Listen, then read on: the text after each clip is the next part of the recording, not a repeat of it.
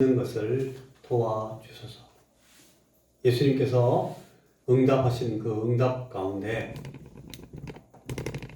이 믿음 없는 것을 도와주소서 하는 이 아이 아버지의 간절한 호소에 대해서 주님께서 영광스럽게 영광 가운데 능력 있게 우리 주님 구세주 예수님께서 대답하신 내용들이 나옵니다. 그걸 제가 이 시간에 잠시 생각하겠습니다. 기도하겠습니다. 주님, 우리에게 주의 말씀을 깨달을 수 있는 지혜를 우리에게 허락하시고 이 주의 말씀이 우리에게 선포되고 떨어질 때에 이 말씀의 이해와 믿음을 합할 수 있는 그런 귀한 지식, 지혜의 능력을 우리 성령님께서 우리에게 베풀어 주시고 이로 말미암아 우리 믿음이 돈독하게 서도록 주여 시간 우리 안에서 일해 주시옵소서. 예수님 이름으로 기도하옵나이다. 아멘. 자, 여러분 아까 아침에 우리가 봤던 그 내용들을 보니까 그 귀신 들린 그 소년 아침에 본문에서는 귀 먹고 벙어리 되고 귀 먹은 귀신아 예수님께서 책망하실 때 그 귀신의 이름을 그렇게 불렀는데 이 귀신이 이 소년 안에 들어가서 소년이 막 경험했던 그 증상은 그러니까 오늘 방금 본문에 읽으니까 뭐였습니까? 어떤 증상으로 나왔어요 그게?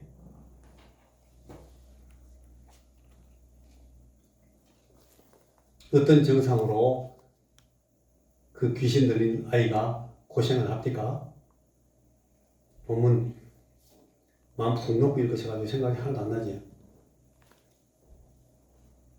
뭐라고 되어 있습니까? 간질병, 간질로 나오는 거예요. 여러분 간질 아시죠? 주변에 간질 때문에 고생하는 분들 본 적 있죠? 요새는 이거 뇌전증이라고 그러는데 이 우리 머릿속에는 뇌가 이렇게 경련을 일으키는 거예요. 이거 요새는 약 먹으면 아무것도 아니에요.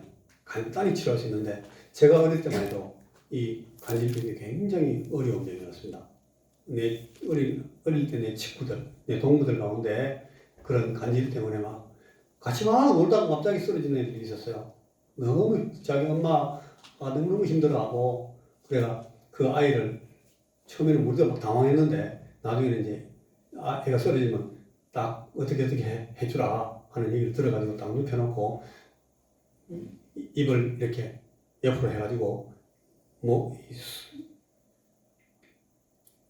식도가 있고 숨 쉬는 이 기도가 막히지 않도록 이렇게 잘 보호해주고 좀 기다리고 있고 안정을 시키면 다시 자기는 기억도 못하고 벌떡 일어나 이렇게 하는 걸 봤는데 이 아이가 지금 그런 증상 때문에 고생하고 있어요. 지금은 그 뇌전증부터 그냥 뭐 아무것도 아니에요. 그런데 그 귀신 들린 귀 먹고 벙어리 되는 귀신이 이 아이로 하여금 막 간질을 일으키게 하도록 그렇게 했던 거예요. 마가는 그걸 예수님께서 사실 말씀에서 따가지고 벙어리 되고 귀 먹은 귀신아 이렇게 기록했고 마태는 그 사람이 갖고 있는 증상을 가지고 아버지가 얘기하는 걸 듣고 그걸 간질 일으키는 귀신으로 이렇게 설명을 하고 있는 거예요. 성경이 틀린 게 아니에요. 같은 내용을 다르게 표현했다. 그렇게 이해하시면 됩니다. 이제 그 귀신 들린 소년과 그 아버지의 입장을 조금만 더 생각을 해보겠습니다. 이걸 이제 이 말씀하고 수요일로 넘어갈 텐데 이 아버지는 이 아이가 도무지 태어나면서부터 어릴 때부터 지금까지 이렇게 벙어리 되고 귀 먹으니까 이 애는 요새 말로 하면 이 발달 장애죠. 애가 말도 잘 못하지, 알아듣지도 못하지, 또 외동아들인데 아이고 아버지가 아들 하나 낳는 이 아들이 외동아들이 이런 안타까운 상황이니까 여러분들 얼마나 안타까웠겠어요. 정말 우리가 충분히 이해할 수 있잖아요. 너무너무 절망적인 상황이었는데 이 아버지가 아이고 나사렛 예수가 있대. 그분은 이게 뭐 벙어리 귀먹은 이런 거 뭐 귀신 쫓아내는 거니까 아무것도 아니야. 이 사람은 뭐 별 희한한 환자도 다 고치고 심지어는 죽은 사람도 막 살리고 막 그러셨대. 가보자. 가서 고치러 가자. 이 아버지가 이 아이 데리고 얼마나 큰 희망을 가지고 찾아왔겠죠. 왔는데 오니까 예수님이 계셔야 안 계셔? 예수님이 안 계셔. 이 아버지가 얼마나 실망이 됐겠습니까? 아마 너무너무 안타까웠을 거예요. 아, 예수 선생을 보러 왔는데, 그 예수 선지자를 보러 왔는데 없네, 안 계시네. 그러면 끝인가? 이거 뭐야, 이거 어떻게 됐어? 이래가지고 이 아들하고 이 아버지가 너무나 망연자실했을 거예요. 그런데 예수님 대신 누가 있어요? 예수님은 안 계시지만 예수님의 제자들이 있단 말이에요. 제자들 가운데 내가 소문 들었던 그 베드로 뭐 이런 사람도 있는데 오늘 그분도 다 없네. 이 사람들은 예수님하고 다 어디 가쁘고 다른 제자들만 있는 거예요. 그래서 그 제자들에게 이 아버지가 부탁을 합니다. 선생들이요, 내 애가 지금 이런 상황인데 여기 예수 선생을 좀 보러 왔어요. 근데 오늘 안 계시네. 아, 이거 어떡하냐. 당신들이 어떻게 좀 해보세요. 여러분들이라도 좀 해보세요. 소문 들으면 여러분들은 전도하러 갈 때 그때 그 예수 선생이 능력을 주셔가지고 당신도 막 귀신 쫓아내고 했다면서 한번 해봐요. 그래가지고 그거 뭐 귀신 쫓는 거 우리 많이 봤어. 그거 뭐 우리 일도 아니지. 그러면서 제자 중에 한두 사람이 붙어가지고 애들 막 치료하려고 했겠죠. 나사렛 예수 이름으로 귀신 쫓아내려고 막 나가라 하고 막 했겠죠. 네 이름이 뭐냐 하고 막 안 했겠습니까? 나갔습니까? 안 나갔습니까? 고치지 못했어요. 안 고쳐지는 거예요.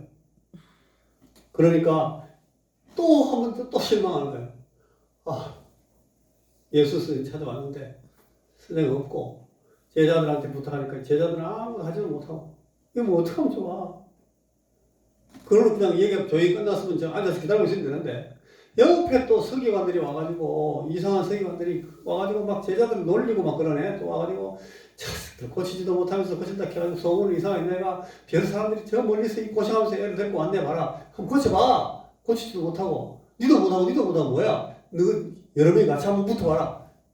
제자들이 여러 명이 붙어 막 부끄럽고 미안하고 하니까 어떻게 해보려고 막 했겠죠. 안 되는 거야. 그래가지고 너무너무 안타까운 상황에서 앉아있는데 이제 누가 내려오십니까? 예수님이 이제 오셨단 말이에요. 예수님이 오시니까 이 사람이 다시금 새로운 희망이 생겼을 겁니다. 예수님한테 이쪽 어떻게 고쳐주십시오. 가가지고 이제 예수님한테 이 아버지가 하는 말들을 가만히 자세히 들여다보면 이게 이 아버지의 마음속에 어떤 일들이 진행되고 있는지를 다 볼 수가 있어요. 그게 여기 쭉 나온 내용입니다.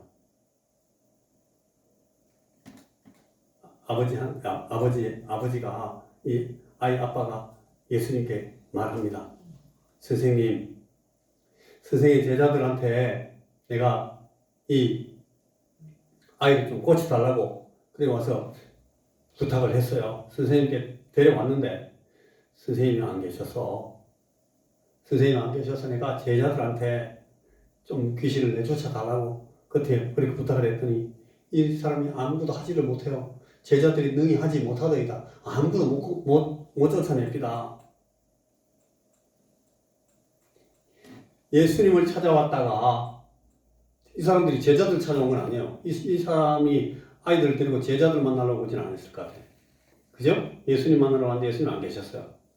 그래서 제자들한테 어쩔 수 없이 부탁했는데 제자들이 그걸 아무것도 못하니까 그래서 이 아빠가 예수님한테 하는 말이 좀 불순하게 들립니다만 선생이요 뭐를 좀 하실 수 있으면 도와주십시오. 이렇게 말하는 거예요.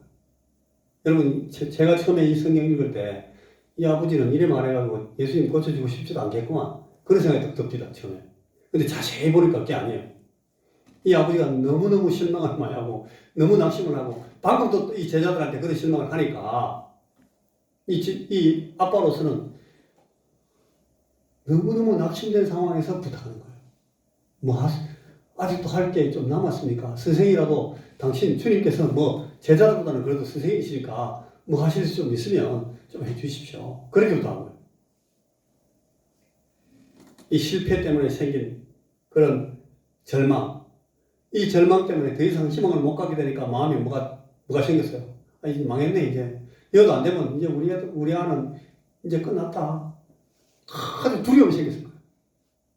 절망 위에 두려움이 생겨가지고 더 이상 어떻게 해볼 방법이 없겠구나 하는 그 낙심이 되니까 이 예수님께 그렇게 얘기한 겁니다. 예수님께서 계시지 않아서. 예수님에 대해서 듣고 왔는데 다 이게 뭐 아무것도 아닙니까? 내 아들 좀 고쳐주세요. 그래서 이 마음, 이 사람이 예수님께 희망을 가지고 와서 호소했다가 낙심하고 다시 두려움과 싸우면서 다시 한 번 더 부탁을 합니다. 주님 좀 고쳐주십시오. 도와주십시오. 근데 이 호소는 여러분 완전히 절망에 압도되어 있어요. 지금. 방법이 없네. 이번에도 또 그냥 가야 되나 보다. 그런 마음으로 이제 마지막으로 부탁하는 거예요. 뭘 할 수 있으면 도와주십시오. 그때 예수님께서 무슨 말씀을 하십니까? 할 수 있거든이 무슨 말이냐? 믿는 자에게는 능치 못할 일이 없느니라. 자, 한번 따라해 보세요. 할 수 있거든이 무슨 말이냐? 할 수 있거든이 무슨 말이냐? 믿는 자에게는 능치 못할 일이 없느니라. 못할 일이 없느니라. 여러분 이 말씀을 잘 들으셔야 됩니다. 이게 이런 뜻이 아니에요.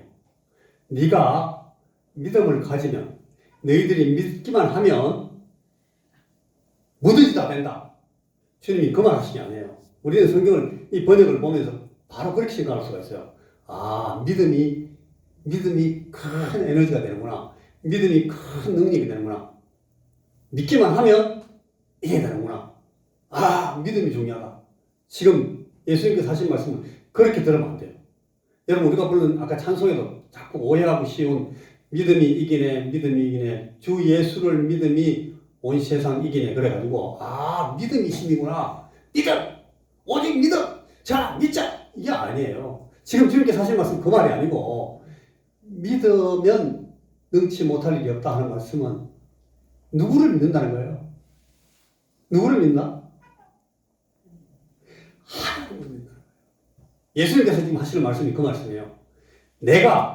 내가 아버지를 믿고 내가 우리 아버지를 의지하고 내 아버지를 완전히 신뢰하기 때문에 아버지께서 이 일을 하신다는 거예요. 제일 마지막에 기도 외에는 이런 유가 나갈 수 없느니라 하는 말씀도 딴 얘기 아니에요. 그 얘기예요. 네가 기도하는 건 누구에게 기도하는 거예요? 하나님 아버지에게 기도하는 거예요. 그 기도 들으시는 분 누구예요? 하나님이세요. 하나님께서 뭘 해주세요? 우리가 소원하고 우리가 호소하는 일을 하나님이 하신다는 거예요. 기도 외에는 이런 유가 나갈 수 없는 일 하는 말은 하나님을 믿는 사람에게 하나님이 그 일을 하신다 그 뜻이에요. 여러분 여기 지금 이 사람이 도와주세요.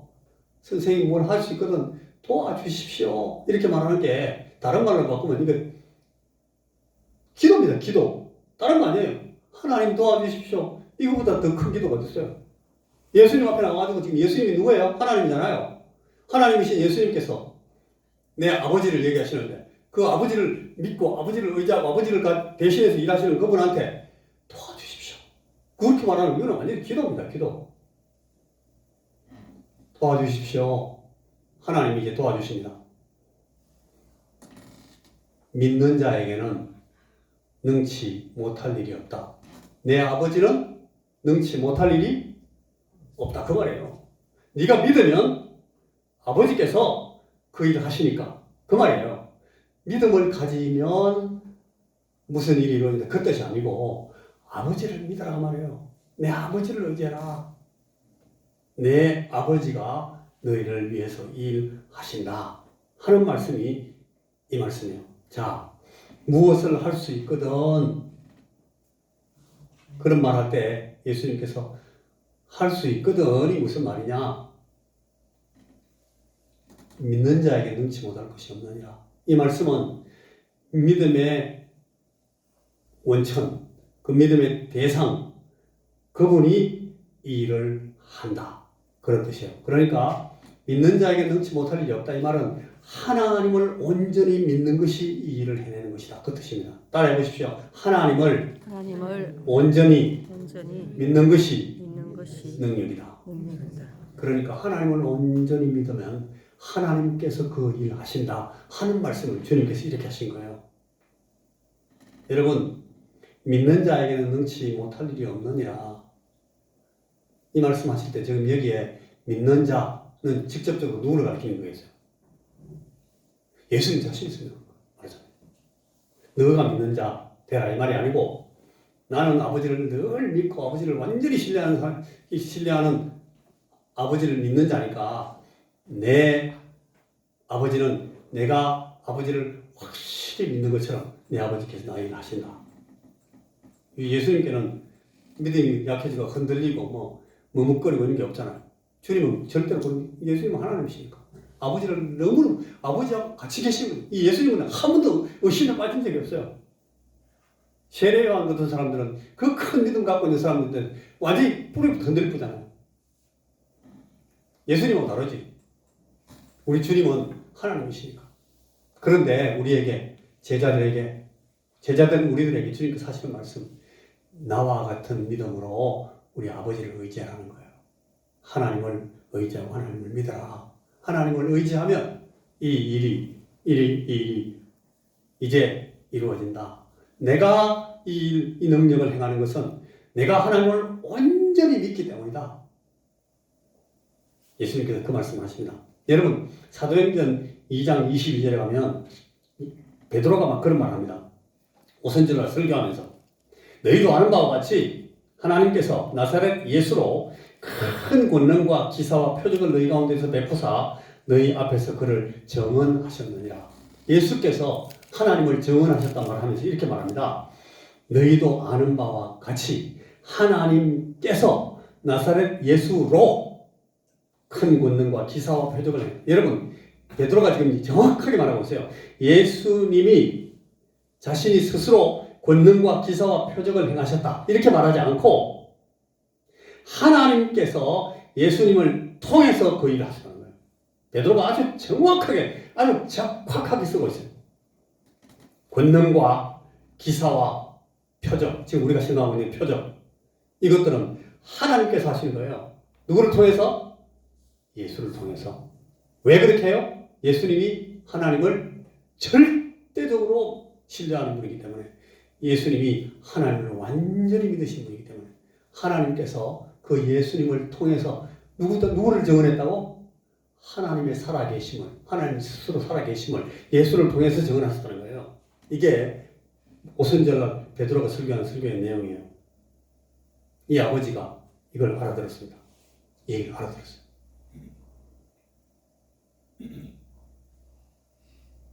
할 수 있거든요. 무슨 말이냐?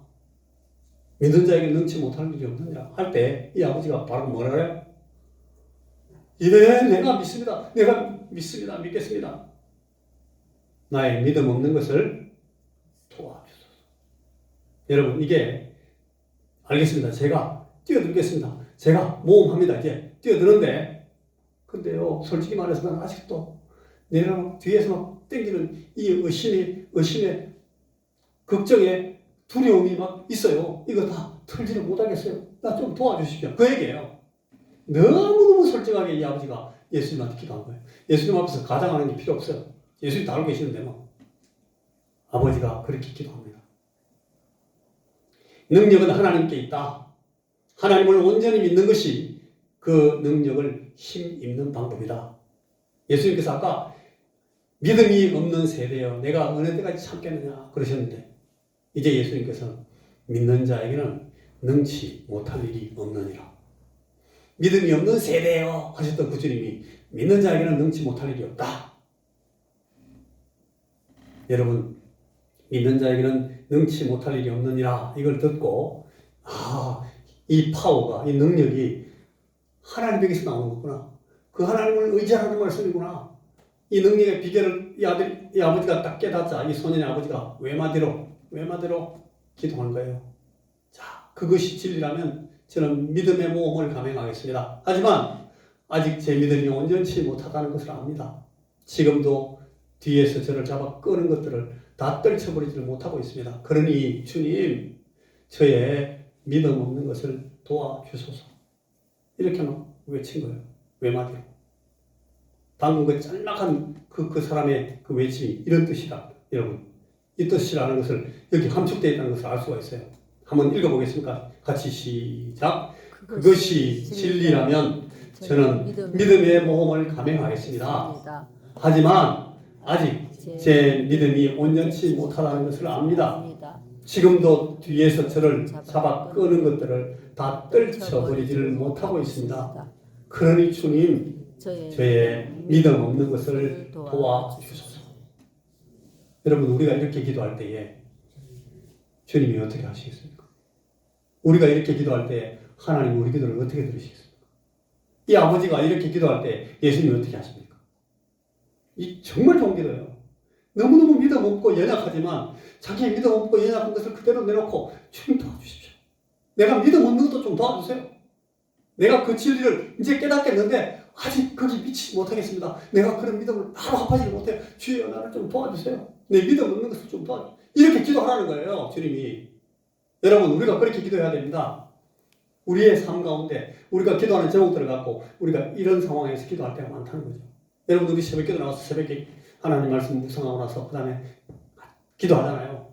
꼭 반드시 저는 목사로서 우리 성도님들 이름을 다 부르면서 기도해야 되니까 그거 먼저 기도하고 그분들의 이 문제들을 전부 다 꺼내놓고 기도하고 내가 아는 한 기도하고 그 다음에 이제 어떤 기도할 내용들을 가지고 하나씩 기도할 때 여러분 이런 기도를 해야 돼요. 이런 기도. 그것이 진리라면 인정합니다. 내가 선생님께서 가르쳐 주신 그대로 믿고 한번 뛰어들어 보겠습니다. 죽었다고 뛰어들죠 뭐. 근데 아직도 내를 뒤에서 막 끌어당기는 아직도 내가 완전히 주님께서 말씀하시는 그 온전한 믿음에 내가 이르지를 못해요. 내 이 믿음 없는 것을 좀 도와주십시오. 그리고 내가 믿음을 갖고 이 하나님을 의지할 수 있도록 하나님을 신뢰할 수 있도록 내게 좀 도움을 주십시오. 하나님이신 예수님, 우리 예수님께서 그 기도를 들으십니다. 그리고 그에게 이제 데리고 와서 그 아이에게 주님께서 두 가지를 하십니다. 여기 보니까 마가복음 9장 22절에 보니까 주님께서 손을 내밀어서 그 아이의 손을 잡아 일으키십니다. 그죠? 자, 따라해보세요. 손을 잡아 일으키시다. 손을 잡아 일으키시니까 얘가 섰어요. 일어섰다고 나와요. 이 마가복음에. 일으키시니까 일어섰어. 그러니까 그 아이를 아버지에게 이 아이를 돌어주시라. 따라해보세요. 돌어주시다. 아버지 아이를 온전케 하셔가지고 치료하셔가지고 주님이 아버지에게 그 아이를 돌려주셨다. 예수님이 이렇게 하십니다. 예수님은 우리가 하나님 앞에 나와서 우리의 연약함을 고백하면서 나의 믿음 없는 것을 도와주십시오. 도와주십시오. 이렇게 하면 주님 우리를 어떻게 하신다고요? 손을 잡아 일으키십니다. 우리를 세우시고 그리고 우리를 돌려주십니다. 돌려보내주십니다. 이제 이 아버지가 이 연약한 믿음으로 나왔지만 뭐가 뭔지도 모르고 나와서 막 공포에 떨고 부들부들 떨면서 나왔지만 예수님을 만나니까 이 사람의 문제가 다 해결됐습니다. 이 연약한 믿음을 예수님께서 붙들어 세우셨습니다. 믿음이 연약한 자에게, 연약한 믿음을 가진 사람들에게 우리 예수님께서 이렇게 대답해 주셨습니다. 자, 우리가 앞에 있는 이 결론을 또 읽어봅시다. 같이 까만 글자 시작. 하나님이신 우리 주님의 권세에 대한 우리의 신앙 고백입니다. 자, 빨간 글씨 시작. 예수님은 주님이십니다. 예수님은 그리스도십니다. 예수님은 하나님의 아들이십니다. 이분은 하나님 나라의 왕이시며 주인이십니다. 아멘. 저희 기도하겠습니다. 하나님, 우리에게 이 어린 아이, 이 벙어리 되고 귀먹은 귀신에 들려서 간질 있는 날 때부터 절망적인 이 안타까운 아이를 키우던 이 외동아들을 키우는 아버지같이 하나님, 우리가 절망 속에서 아버지 하나님 호소할 수밖에 없는 두려움에 사로잡혀서 믿음 없이 믿음의 공포에 사로잡혀가지고 완전히 공포에 압도된 그런 희망을 가지고 주님 앞에 나와서 소원을 내밀고 주님 도와주십시오. 나의 믿음 없을 분 도와주십시오. 라고 기도할 때에 주여 우리의 기도를 들으시사 우리에게 손 내밀어 주시고 우리를 일으켜 주시고 우리가 일어섰을 때에 다시금 아버지에게 돌려주시는 돌려주셨던 것처럼 오늘 우리에게도 우리의 기도에도 우리의 이 연약한 마음 위에도 주님 크신 믿음을 다하여 주시고 우리가 이 기도를 주님 앞에 드릴 때마다 주께서 응답하시고 그리하여 우리가 점점 더 믿음에서 자라나는 그런 걸음들을 걸어 나갈 수 있도록 주여 우리에게 은총을 더하시옵소서. 예수님 이름으로 기도하옵나이다. 아멘.